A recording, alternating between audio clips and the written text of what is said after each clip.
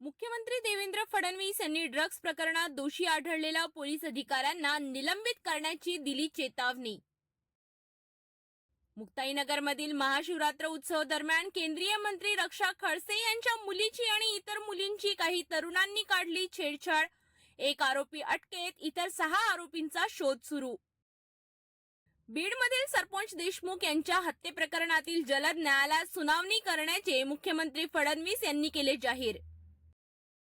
मंत्री धनंजय मुंडे यांच्या निकटवर्तीय वाल्मिक कराड यांनी सरपंच देशमुख यांच्या हत्येचे आदेश दिले असल्याचे पोलिसांचे आरोप.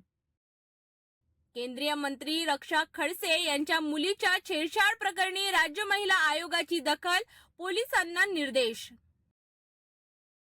भुसावळमध्ये मेघालयच्या तरुणीवर अत्याचार, काम देण्याच्या बहाण्याने 18 वर्षीय तरुणीवर अत्याचार, भुसावळ हादरलं.